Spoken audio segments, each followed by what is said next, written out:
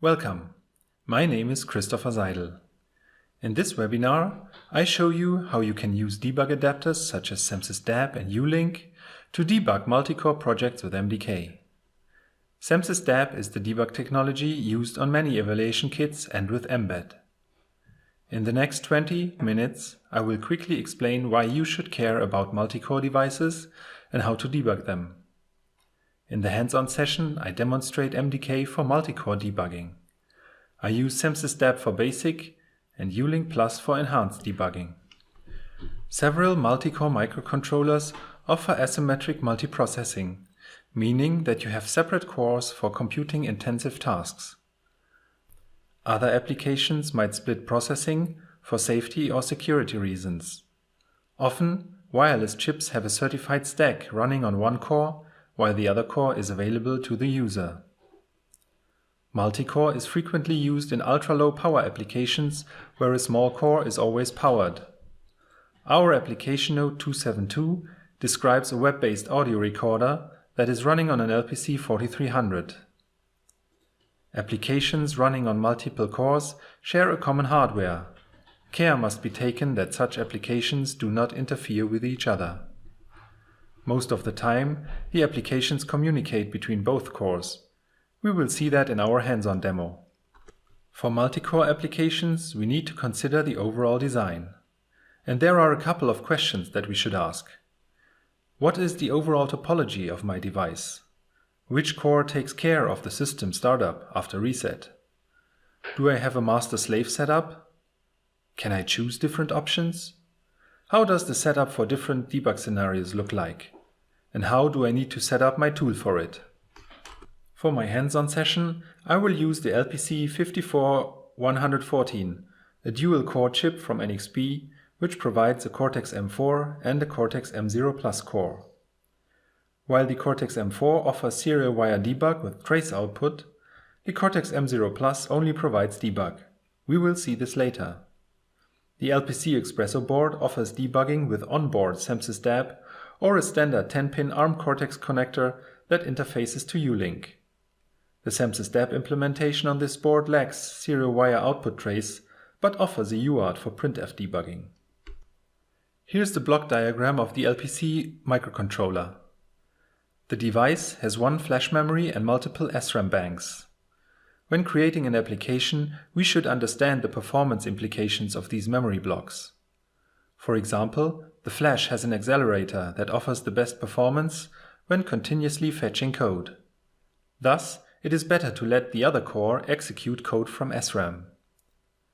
Splitting up access to different SRAM blocks avoids bus stalls. The dual-core architecture is asymmetric and the roles of the two cores are configurable. One core is the master and the other is the slave. The master can start, stop, or reset the slave core, but not vice versa. By default, the Cortex-M4 acts as the master. This is how my example application looks like. The Cortex-M4 runs Keil RTX5 RTOS and uses a mailbox to communicate with the Cortex-M0+. Every 500 milliseconds, a thread sends the request to toggle the LED. The mailbox interrupt handler checks for an acknowledge.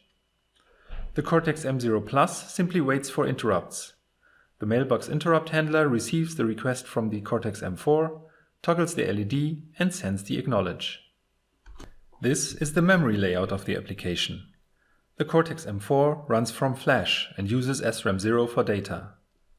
The Cortex-M0+ runs from SRAM 1 and uses SRAM 2 for data. To make this happen with the software development tools, two commands are required. In the Cortex-M0+ project, FromElf creates a binary image from the AXF file.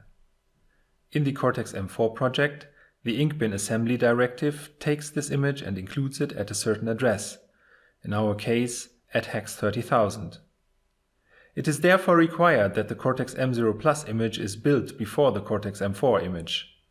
At startup, the Cortex-M4, which is the master core, copies the image from this address to SRAM 1 for execution on the Cortex-M0+. There are three different ways to debug the application with MDK. You can either debug only the Cortex-M4 or only the Cortex-M0+, or both cores at once. When debugging the Cortex-M4 application, I use the standard debug settings of Microvision. This means that I load the application at startup, reset after connecting to the core, and then run to main to start debugging. I use the attached debug adapter for the connection.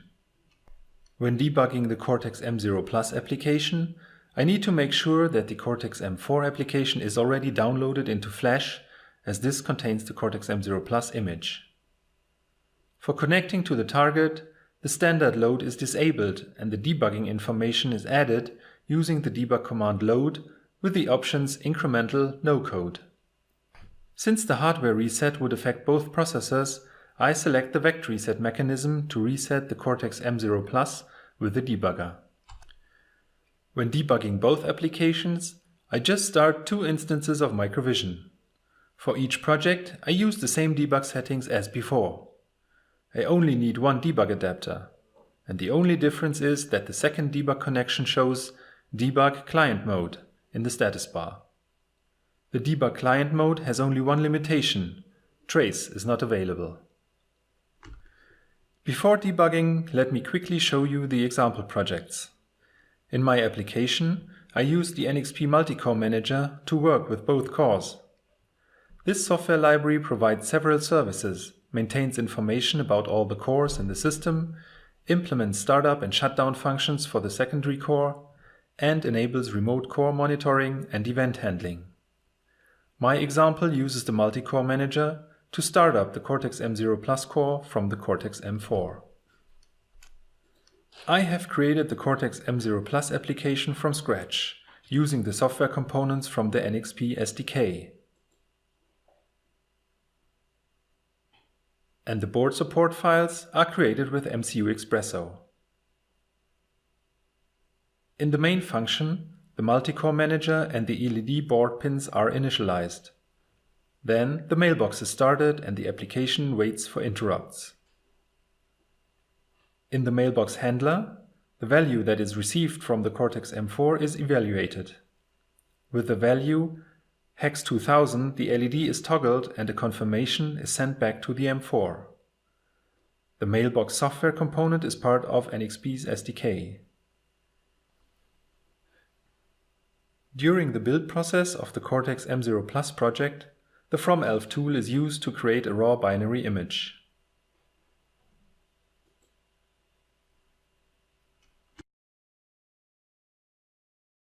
The Cortex-M4 application is slightly more complex.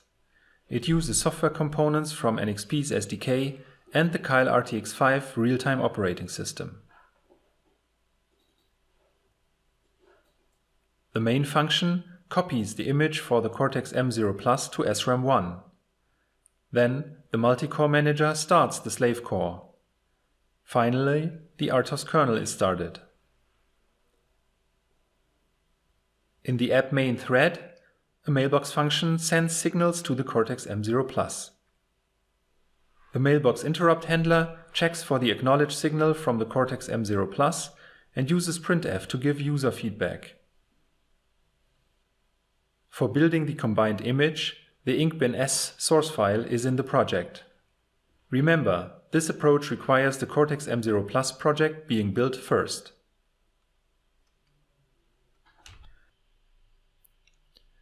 Now let's start with debugging the Cortex-M4 application. First, let's set the correct debug adapter, in this case CMSIS-DAP, and leave all other settings as the default. And we can go into the debug session and we see that the execution stops at main. I have opened a PuTTY terminal for observing the printf debug output messages. And let's put a breakpoint over here and run until that point. And we see we have a message mailbox interrupt example coming in, and we see the message that the core 1 image, so the image for the Cortex-M0+, has been copied to the address hex 20,010,000. Now I can simply continue with debugging or with running the program, and I see the LED toggled messages are coming in. I have some means of RTOS awareness. So this is coming from the component viewer, which only relies on memory reads and writes and is basically available on all debug adapters. And I see that my app main thread is always delayed by 500 milliseconds and then counts down. And I can, of course, also set breakpoints, for example, in my mailbox interrupt handler. And this one gets here hit quickly, of course, as the Cortex-M0+ gives back the receive message. And I can do some simple single-step debugging here. Go into that. I don't want to debug printf, so I step out again. And I'm back here. Removing this will let my program run again. I can also quickly reset the terminal so we see that, yeah, the messages are coming in back again. I see my RTOS, I see the kernel tick count is increasing. So everything is running as expected. Now what happens if I have something that is happening unexpectedly and I want to check what the Cortex-M0+ core is actually doing? So basically adding another debug session for the Cortex-M0+ as well.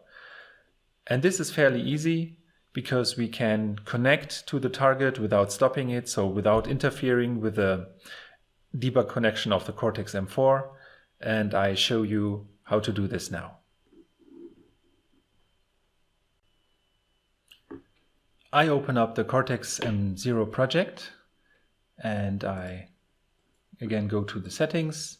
I want to use the CMSIS-DAP debug adapter. I use my ini script as discussed, load incremental no code, change some settings here. I will go connect without stop. And I will also not reset after connect. So this is totally, leave the Cortex-M4 totally undisturbed. I need to make one additional setting though.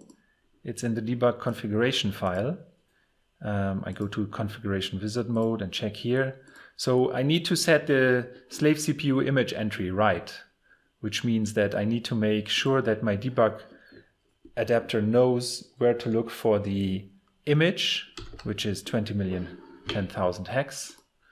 I save the file and then I can enter the debug session.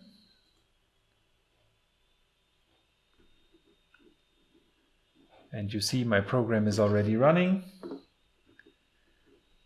And I can check for uninterrupted working because I have added here this simple integer toggle count value. And so this is counting since the starting of the program, and we see it's now at 270, so which means that the M4 project is running fine. We also see here our kernel tick count is now 380,000 something. Now let's debug the Cortex-M0+ application standalone. I have stopped the Cortex-M4 debug session, and before I do enter the Cortex-M0+ one, I change some settings. So this time I want just a normal connection with a reset after connect. I say OK and OK. This is basically the standard settings, apart from the load incremental no code, which I still use. And I enter the debug session.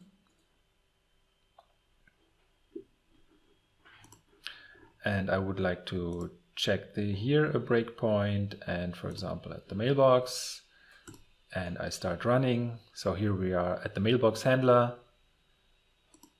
I run again, we stop at the wait for interrupt. I run again, we stop at the mailbox handler. And now we can do again some simple single step debugging on this one here. I can step over this, step over. And here I see that my toggle count variable is increased, and I send back the value hex 1111 to the M4.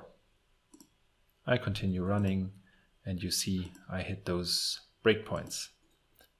So this is then basically the standalone Cortex M0+ debugging. Now finally, let's do some debugging on the Cortex M4 and the Cortex M0+ at the same time.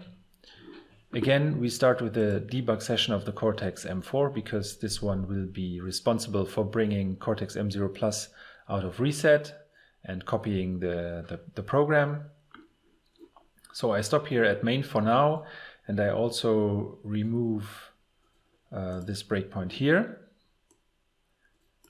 And I enter the debug session for the Cortex M0+. So you see both cores are not running right now. I can start running here.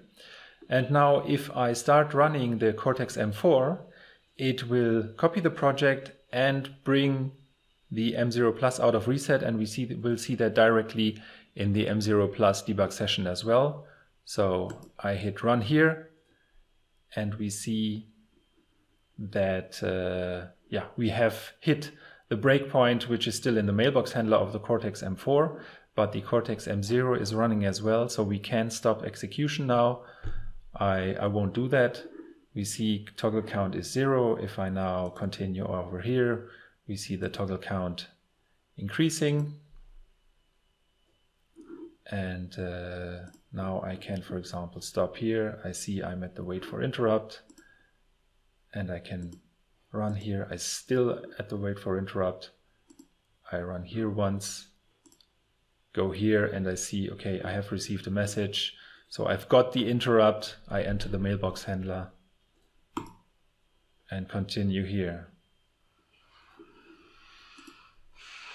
So basically with this, we can debug both applications at the same time.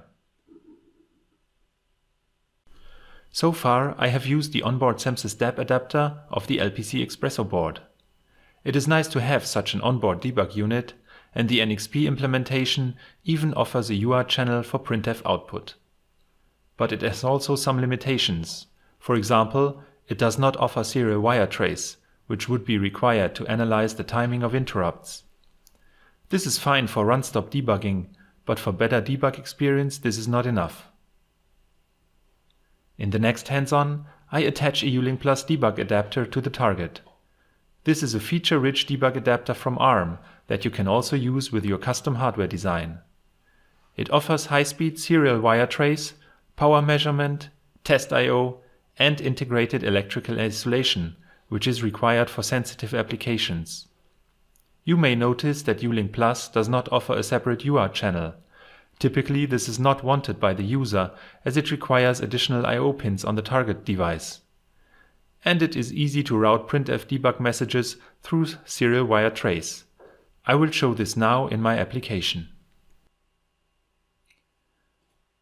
I have opened the application again, and here I have added a couple of components, the compiler component, the event recorder for giving me more detailed information from the RTOS, and I use in the I/O component here standard out redirected via ITM, which I need when I use serial wire output trace. I say OK. I have already attached a ULINKplus debug adapter to my board, but of course I need to change it here from CMSIS-DAP to ULINKplus. On the settings tab, on the debug tab, I leave everything untouched. On the trace tab, I have to add the correct core clock and enable trace. And I see all ITM stimulus ports are marked here. Actually, this is not necessary. I just need port 0, because that is the one where I get the printf messages out. The rest I leave as is and say OK and OK. And I go to debug.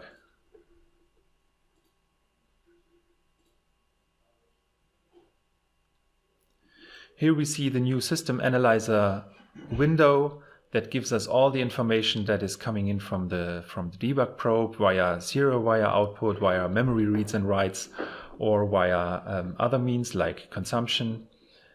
I start running here and I see that the core clock is measured. So I see actually, yes, it is 48 megahertz. I have not attached the power measurement pin, so I close this one here. And then I see all the exceptions coming in very nicely. I see the RTOS thread switching. And on the right-hand side, I see the event recorder window, which gives me some additional information about the RTOS. And down here in the debug printf viewer window, I see the messages coming in from printf. I have a trace exceptions window down here that gives me also some information about the exceptions, so the actual count, for example, how long they took, how long the total time was. So I gain some more insight into the program, and I can go back here. Let's attach to the end, and I stop execution here, and I can zoom in, for example, into one of these mailbox interrupts, and I see, okay, it's not only the mailbox interrupt that is coming here, we do see some systics, we see an SV call over here.